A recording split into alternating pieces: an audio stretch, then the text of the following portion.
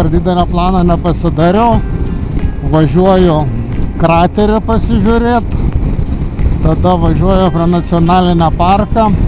Čia orai truputį pagerėja. Pietiniai daly iš viso saulutė. Vėjas yra, temperatūra apie 10 laipsnių. Diena bus 12 gal. Tai dabar judėsiu. Šiaip maršrutą nemažai susiplanavau, ten 260 km, bet matysiu palei aplinkybės, jeigu ką ieškosiu arčiau kempingą ir viskas. Nematau prasmės, nes poryt jau Vestfjorde orai geresnė. Tai va, per 2 dienas, kad ten nuvažiuočiau iki Sofjordūrą. Tai palei pakraščius pasivažinėti, vėja kryptis, mačiau, ten pasikeitas yra. Tai gal bus ir gerai.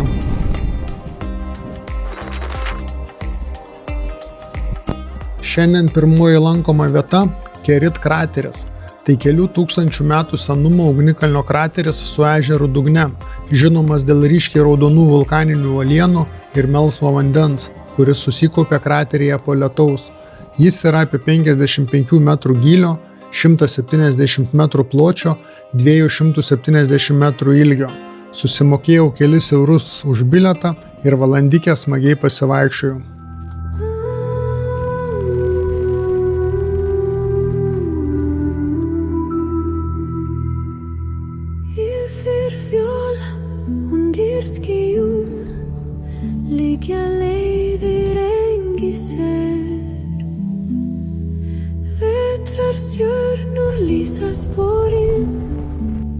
A path unseen by waking eyes.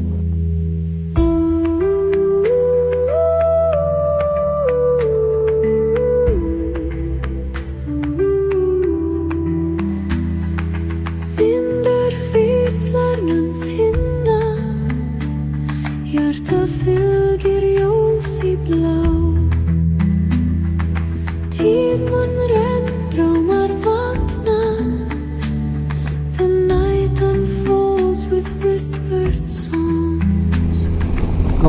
Kalnai, nesibaigiantis kalnai. Bet va saulytė, kai apšviečia, tai labai gerai atrodo.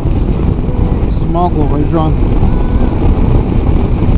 Ir vėl, kai lankomai vietai prie kraterio buvau, šilta, net suprakaituoja, apsirengęs, neprisirengęs, bet apsirengęs normaliai. O dabar važiuojant viskas, vėjas kiaurai, poščių. Ir jau nebe šilta. Važiuodamas per samanomis ir žole apaugusius lavos laukus ir stebėdamas vaizdingą reljefą, privažiavau Tingvedlyro nacionalinį parką. Pats parkas labai didelis, tai aš per porą valandų aplankiau tik krioklį Oksararfos ir pasivaikščiau Almanagija tarpekliu, kuriame susikerta Eurazijos ir Šiaurės Amerikos tektoninės plokštės.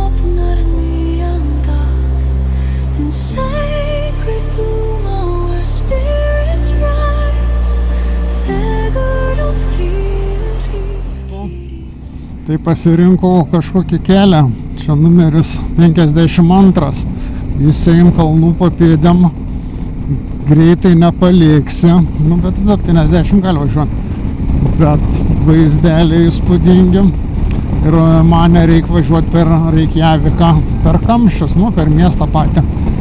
Ir dabar mes dar kažkokius irgi lavos laukus turėčiau važiuoti po kažkiek tai kilometrų. Šiandien jau atsirasim prie vakarinės pakrantės. Dar gal pavyks, žiūrėsiu kaip kelias pervažiuoti Bekelę. Nedidelį atstumą. Kiek kelias 10 kilometrų, tas nedidelis.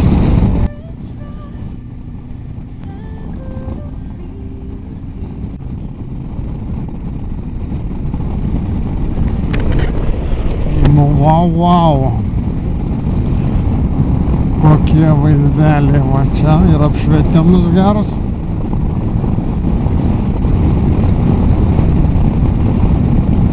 Kamera tiek toli nepateikia vaizdą. Čia tik tai savo akim matydams gali suvokti tą visą didybę tų kalnų dydį.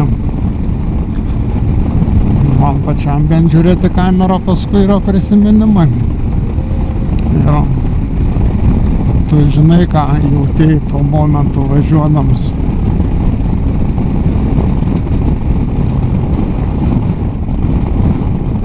Kokia gamtos didybė. Antrą dieną pirmąjį motociklą sutikau. Pasirodo, jų dar įrašy čia. Arba jie atvažiavę geri kur nors įlindę ir nesivažinėj keliais.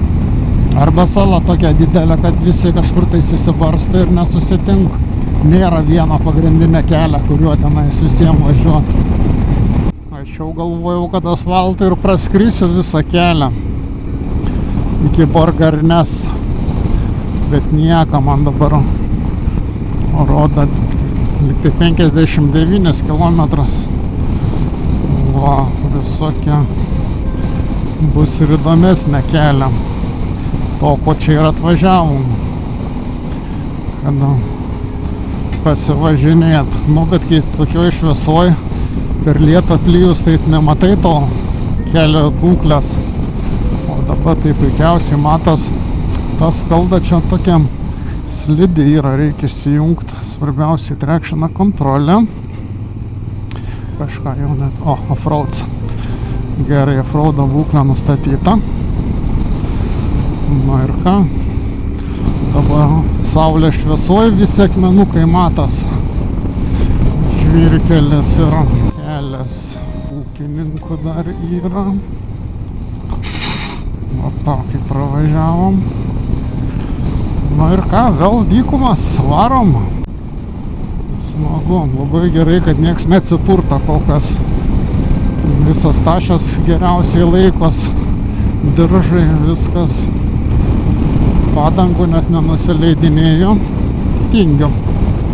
Pompa vežuos, bet tingiu nusileidinėjo.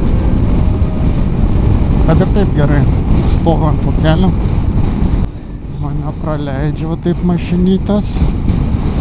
Padėkosim, kad praleidom. Vėl debesis vaikšta kažkur, tai čia jau vėl tokiuose aukštikalnėse, nu ne aukštikalnės, čia kažkaip 390 metrų, bet tokiuose plynuose laukuose vėjas ledinis. Vėl pučia šalta, bet dar nieko neprisirengiau, nes ką tik buvau sukaitęs labai po to pasivaikščiojimo. Atšalsim, jeigu nelis, tai viskas bus gerai. Ir vis tiek greitai atvažiuosim į kito miestelį.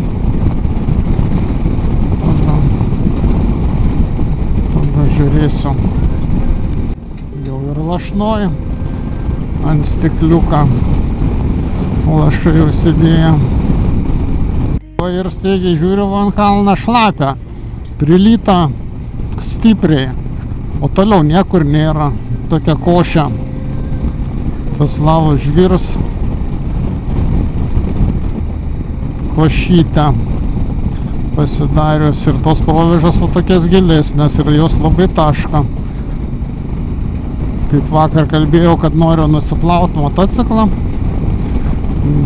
greitai neradau nieką, daug labai neieškojau, Gerai yra keliautojo motociklas, turbūt purvins.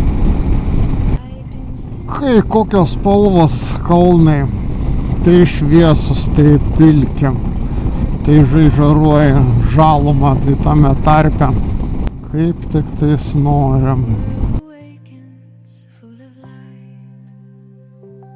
O kad Lietuvoje tokie žvyrkeliai būtų, kur gali kaip asfaltų važiuoti, ant tiek lygos, tos duobės čia nieks nesijaučia. Nu, kur nėra skaldos, aišku. Ir čia jau galima normaliai važiuoti. Ir visą laiką tais tie aklos zonas, kad iš priekio biškį reiktų pasisaugot ko nors. Pasižiūrėti ar navigaciją, kad posūkį neprasileist. Bet va, motociklas tam skirts, jis ir laiką, ir kelią, padangas tinkamas. Viens malonumus važiuoti. Biškiai didelį atstumai, kad labai lėtai važiuoti ir šalta. Nu, tas vėjas, tai vis tiek šiandien. Ir bus dar tų kelių, nes čia kur be važiuosi, kokį kelių be suksi, visur viskas faina.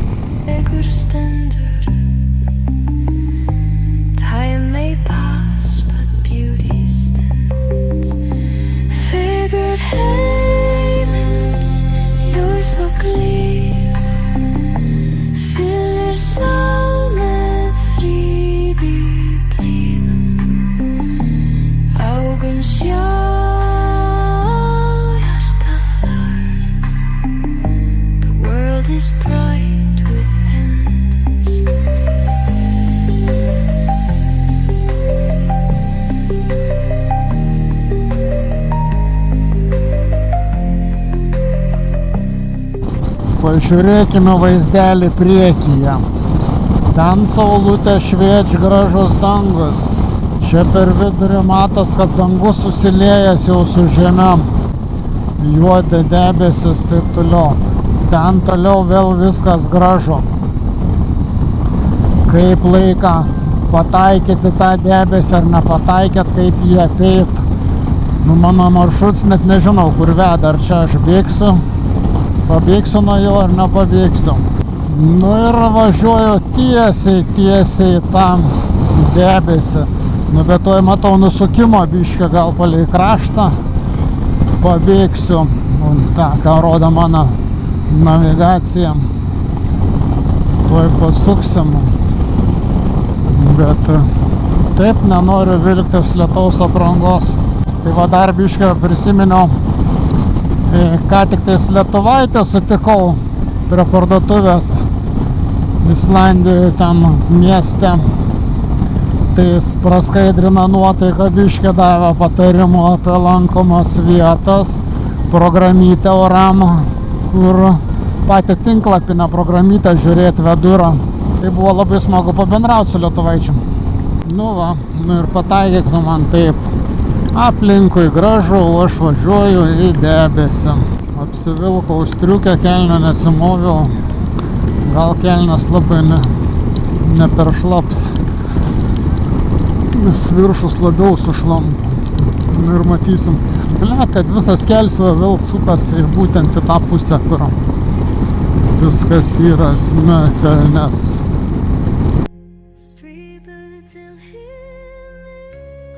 Ir kągi aš čia pastebėjau, tašės tvirtinimo diržas atsileido, apsivinioja aplink ratą ir labai gražiai nuvalė ratą diską. Bet atrodo nieko nesugadina ir manęs nesustabdė. Bet tai toks gaunas navarots, kad reikia jį nupjauti. O man buvo išvažiuojant iš parduotuvės, kad aš pradėjau stumtis atbulom. Aš paskui dar jį nusipjausiu. Pradėjau stumtis atbulom ir tikras mane sustabdė taip įdomiai. Atsisuku atgal, žiūriu, kaip ir nieko nėra, bet mergaitė kažkokia šalia praeina. Tai galvoju, negi aš ją atsitrenkiau, bet ji nesiskundžia, nieks nesako. Nu tai ir nuvažiavau į priekį, paskui vėl atbuliniu užblokavo ratą, o į priekį nebeblokavo. Tai va, toks reikia jį prisirišti kažkur tais labiau. Va, kaip matot, prie kokios bažnyčios dar vis tas šventas dvasios kažką tai šalia sukas.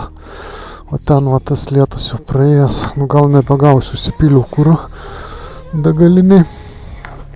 Judam toliau, va dabar taip apsivinioja, dabar jau nebe užklius niekur.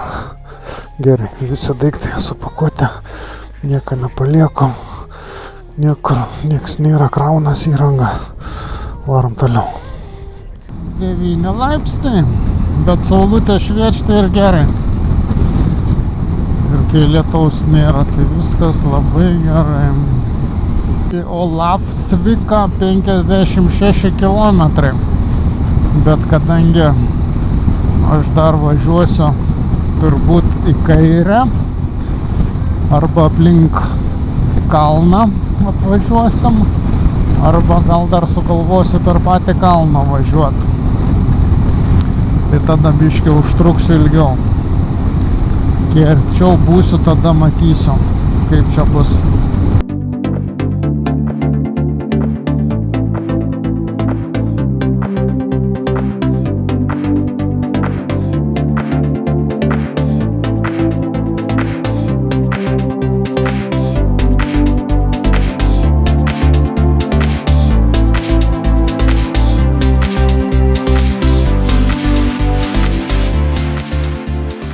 Arnarstapė. Važiuojam, pabandysim per ledyną pravažiuoti. Nu, bus įdomu. Rodo valandą laiką kelią. Gal pakilsim. Tikėkimės ir nusileisim. Nu, važiuokim iki posūkio, tada dar pažiūrėsim. Važiuojam prie to baltą kalną. Palei jį eina keliukas į kitą pusę to pusiasalio. Tai už 10 km pasukimus davažiuosiu, pažiūrėsiu, ką ten rašo. Ir dar per valandą laiką gali pabandyti jį pervažiuoti. Artėjam prie kalno.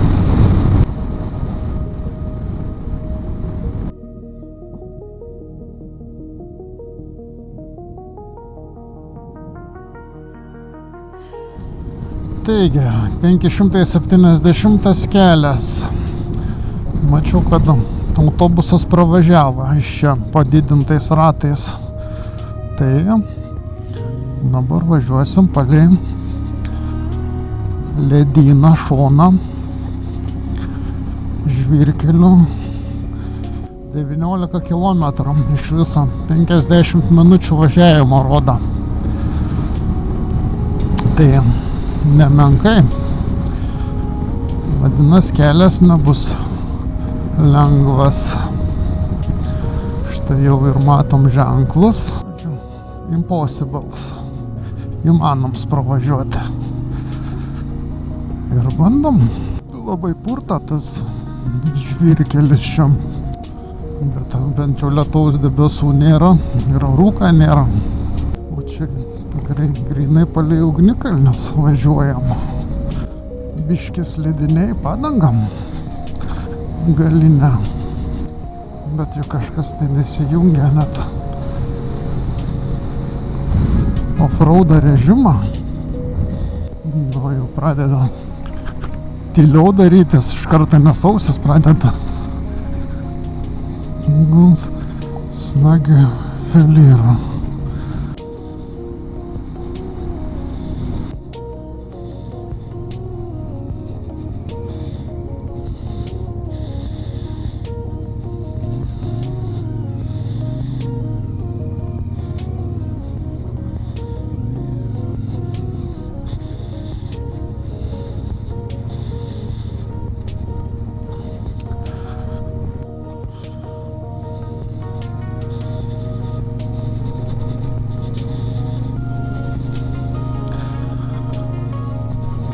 Tas ženklas reiškia, kad negalima nuvažiuoti nuo kelio, tik tais keliu tą važiuoti.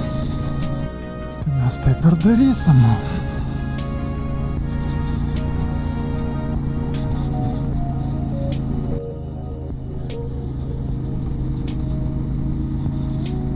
Čia pamokas, kaip elgtis, turbūt laipant tos kalnus. Faktas, kad kiekvienas pakilimas turi nusileidimą. Dabar svarbu pakilti.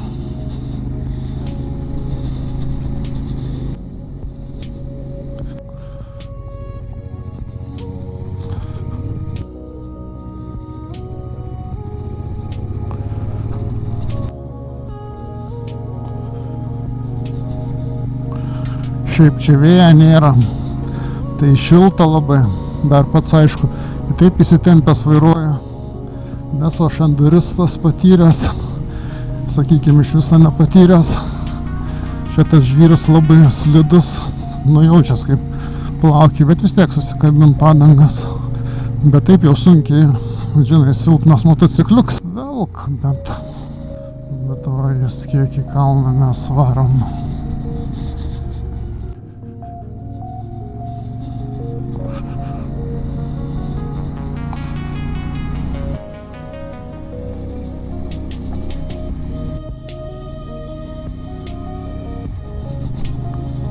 Na jie, čia man rekomendavo tą kelią, tai tikrai čia yra smagus važiavimas, aišku, kad aš čia daiktų prisikrovęs ir padangas pilnas, tai purta stipri.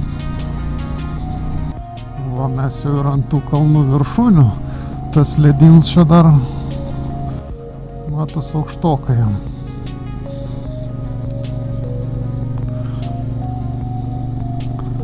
Variklis apkrovos gavo jau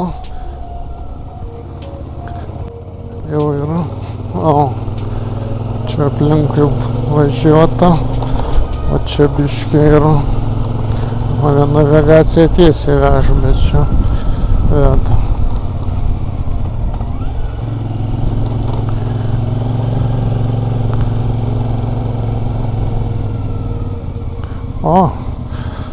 Yra ir įdomesnių momentų.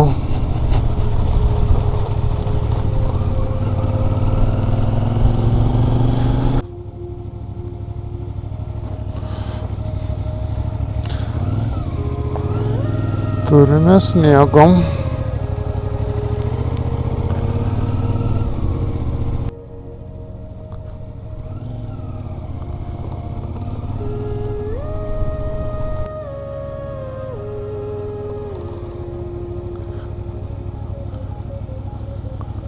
Russia Impossible.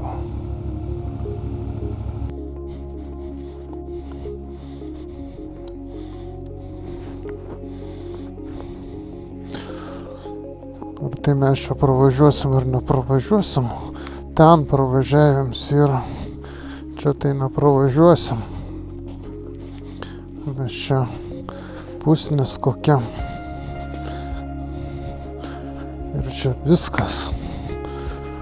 Gal aš ir pravažiuočiau, bet greičiausiai nepravažiuočiau. Bet tenais yra keliuks.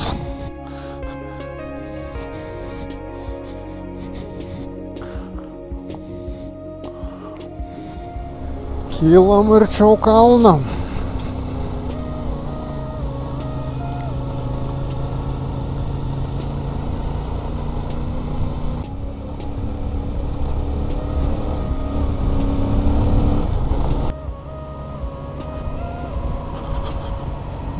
Visai smagu.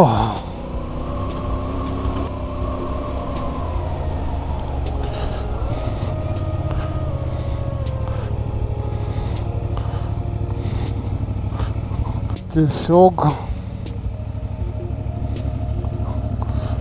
ant dangaus viršūnės, bet tai čia yra aikštelė, negi mes negalim čia pavažiuoti. Pasidaryt fotkės.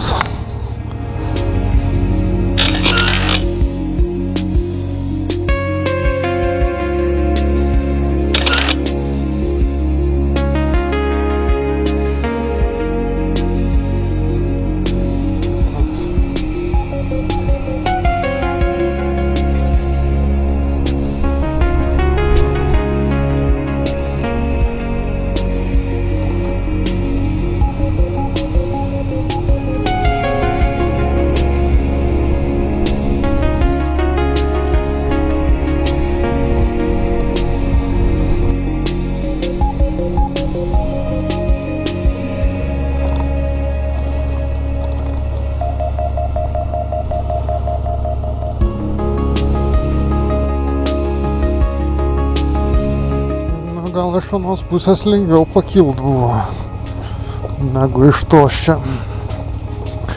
nusileist.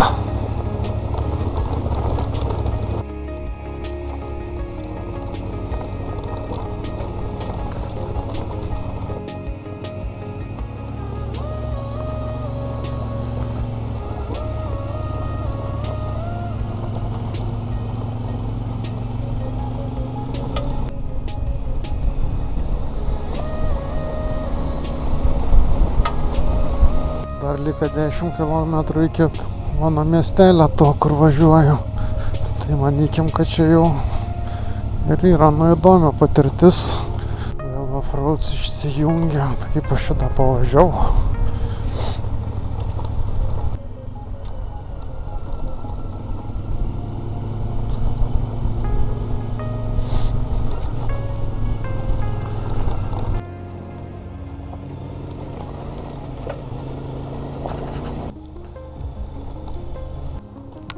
Rašo, kad dar 10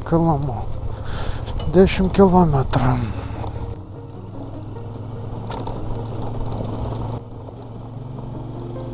Bet čia kelio ženklų yra, tai kur jie čia rodo. Vau, dar nesibaigia. Vaizdai įspūdingi. Kiek čia tų kalnų. Slidininkai eina, paslidinėja.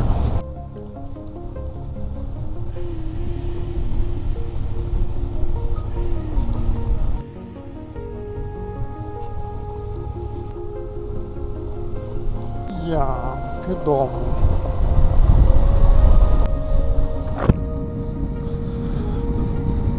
Nosį šalt pradėjo. Reikia sudaryt šalmų.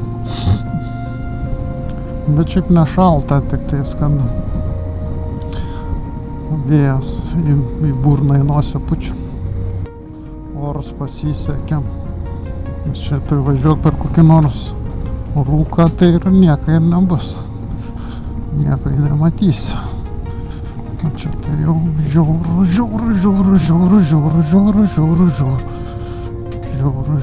žiauru akmenis. Čia va tos reiškia, kad padangas mano pripūstas, bet nuleidus vėl gali prakirsti. Jau čia enlightening, reik vynom. Reik praleist mašiną.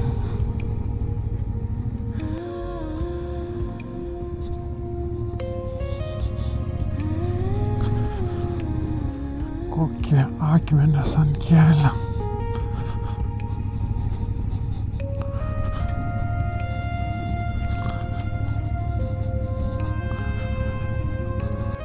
Įsivaizduot, kokia Gruzija kalnais važinėjant. Tai va būtų tas pats. Galima važiuoti, bet nepastoviai.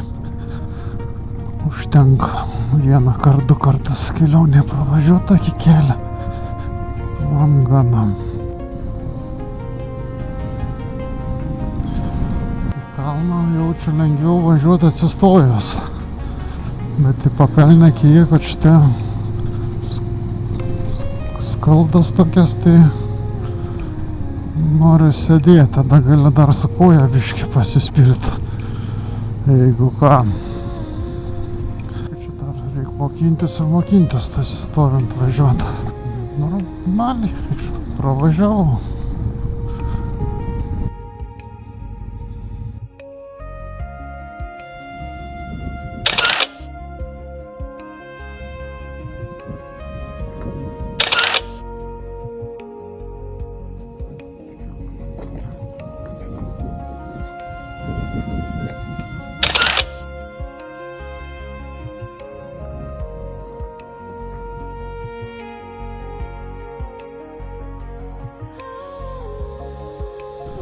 Nu ir ką, ištaikė orą tam kalnui pravažiuot. Būklė nebloga buvo kelio. Nu ir aviukai įsitina kelio. Avinai, bent kelią bėkit.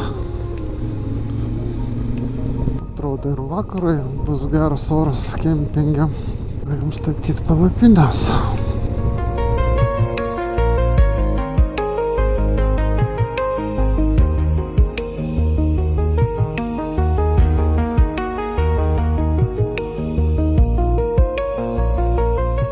Kempinge nakvynė kainavo 14 eurų, buvo nedidelė virtuvėlė, dušas ir labai rami atmosfera.